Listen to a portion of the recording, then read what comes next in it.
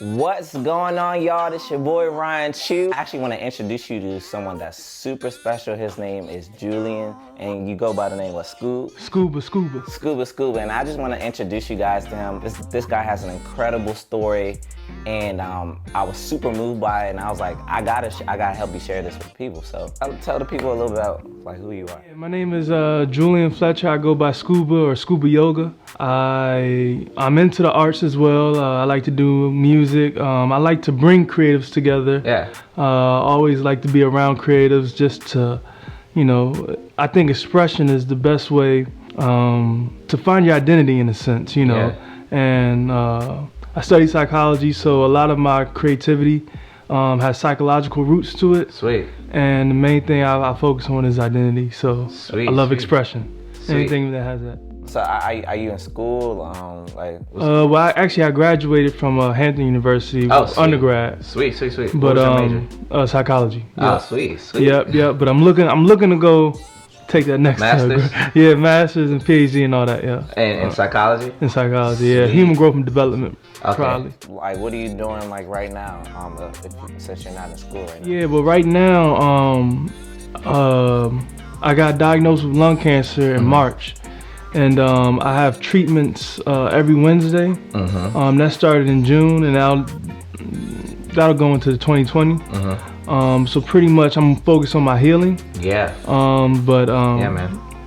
In between time, I do whatever I can to stay creative. I actually just shot my first music video. Yeah. I saw a snippet of that on Instagram. Instagram. On my Instagram. Yeah, I put that on there.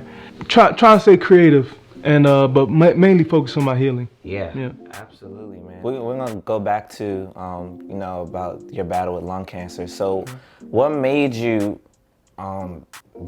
do music and pursue this creative side with the psychology even? Yeah. Well, actually, it's funny. I was rapping at age 12, but here's how it happened. I was always picking up lyrics fast on the radio, or whatever. But one day I heard my dad. My dad had a rap tape he did with his college roommate. Rap pop. Right? Yeah. And I don't remember a word from that tape because I used to listen to so much the tape broke. Yeah. I don't remember a word from the tape, but he gave me that confidence that it was the most superhero thing to me. Yeah. So I started rapping from that point, and it was just off the strength of hearing my dad rap, and really to bring the psychological aspect of it. I also look at it's good for your mental health. Yeah. Cause I think I could play basketball 3 times a week. That doesn't mean I want to make the NBA. Right. Or play professionally. Facts. But I do want to be the best on the court. Facts. So I always write, I want to be the best on the track. If I'm on the track with you, you know what I'm saying?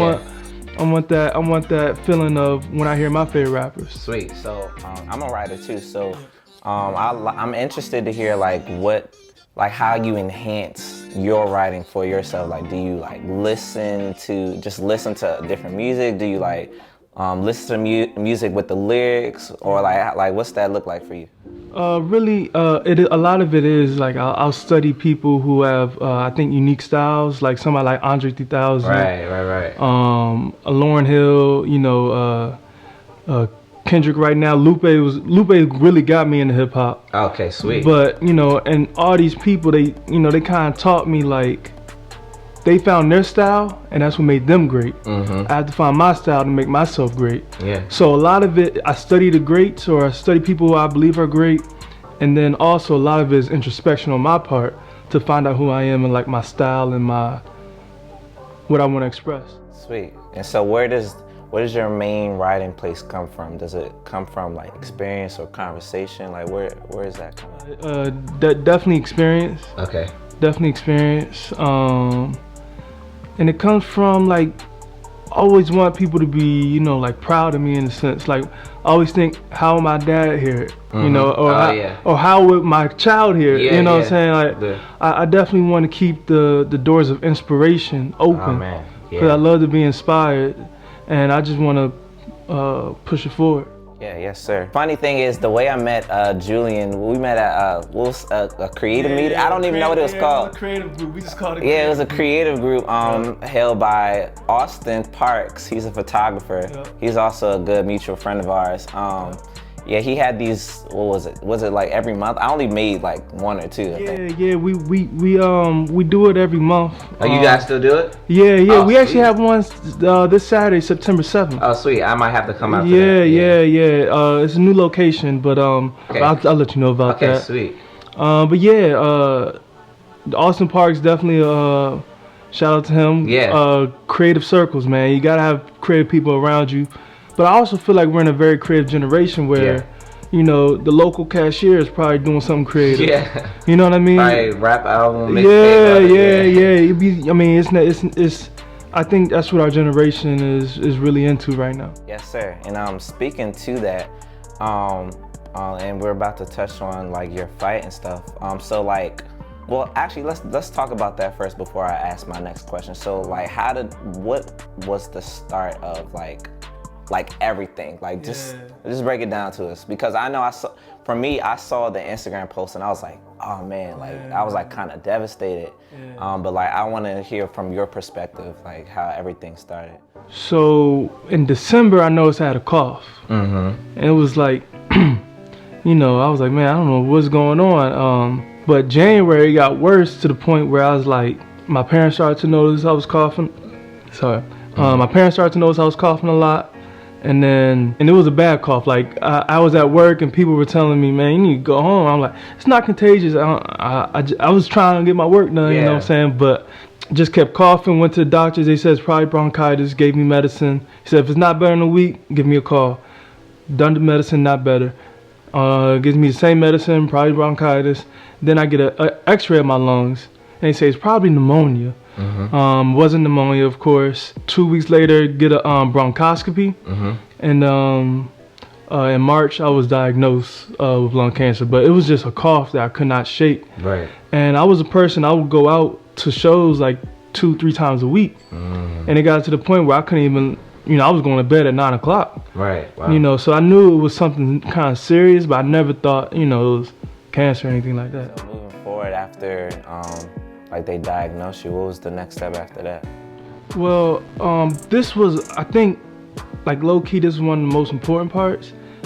The moment I was diagnosed, I almost had this like calmness about me. Like I was like, nobody's gonna blame me if I die of cancer. You know, I almost quit that moment. You know, and because it was just like, you know, 26, you're going through your own thing and you think nothing's going for you, right?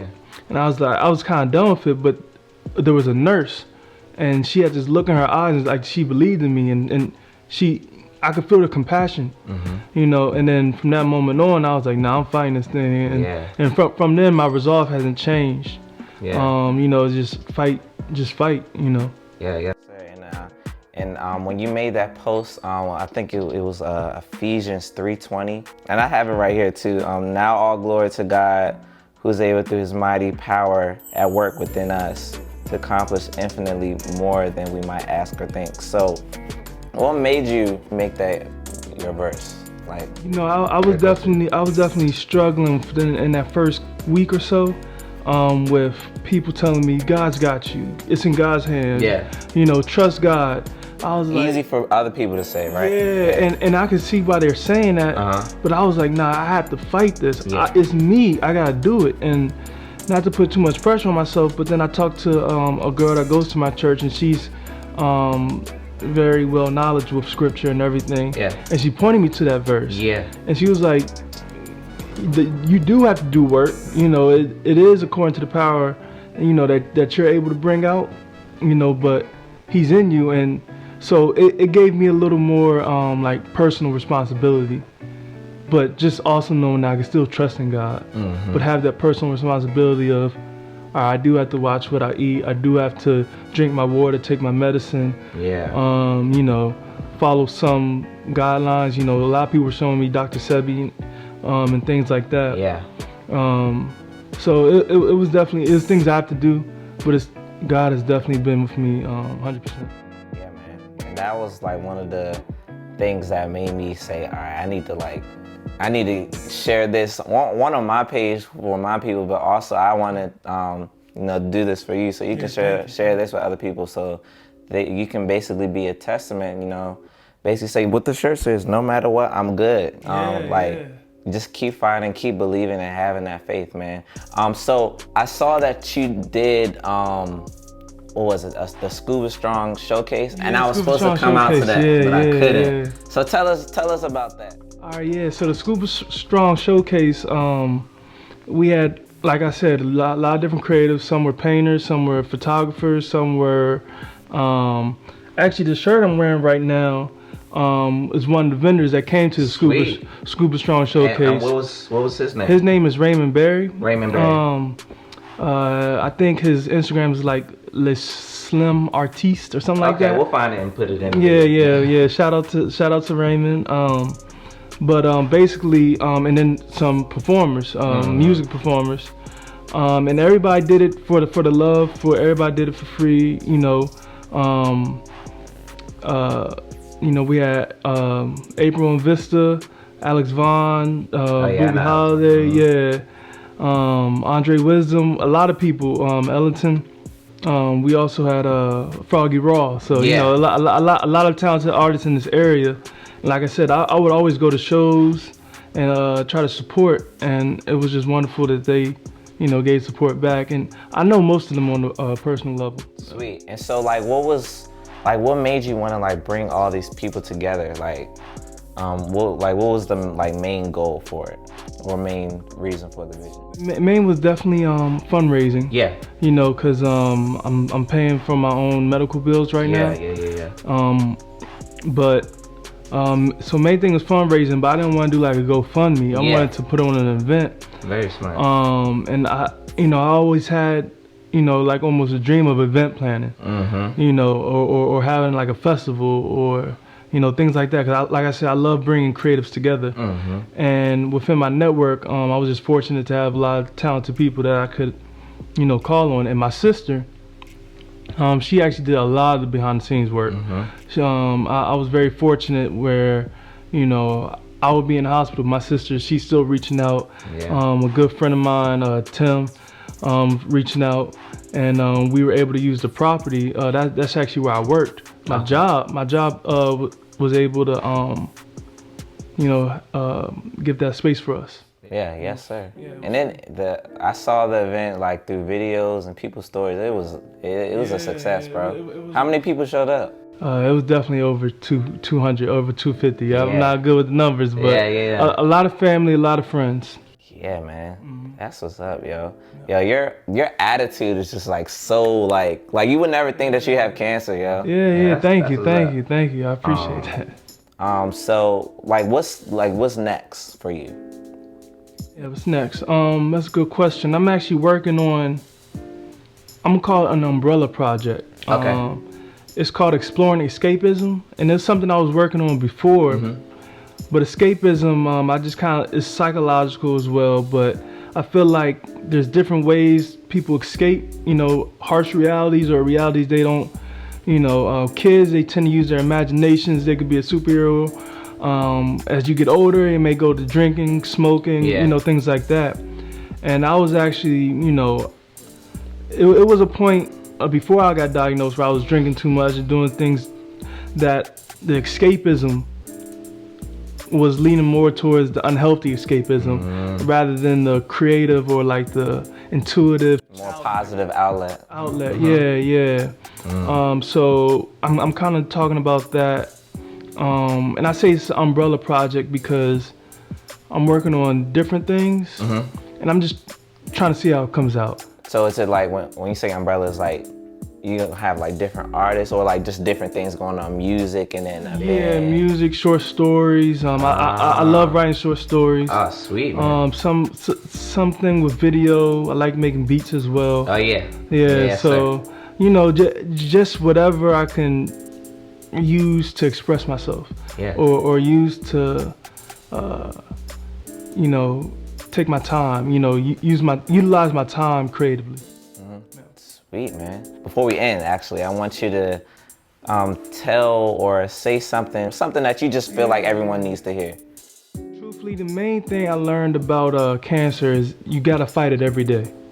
But there's many people fighting a battle that they deal with every day, and I feel like if you're battling something every day, it's like battling cancer. You know, it may not have the physical aspect, but you have to have that resolve. You have to have that, you know, that drive just to come out on top. You know, and you know, the support will be there. I think people overlook how much support is out here. The support is there, the love is there, and try not to look on the dark side, but you know, the dark side exists, and it's okay to be there, but just don't get stuck. Yeah, yes sir. Because the struggle will bring out greatness. It will. Yes, so sir. you know, trust the journey. It's easier said than done always, but everybody has battles they face every day, I believe. Yeah, yes sir. So I want to give you this shirt. The one I have on says, "No matter what, I'm good," because I feel like this is a testament to your story. Yeah. And you know, whenever you wear it, just you know that you're good, that you keep on fighting. Yes, no matter what, I'm good. No matter what, that's right. That's the attitude. That's the positivity. Yes, sir. All right, we out.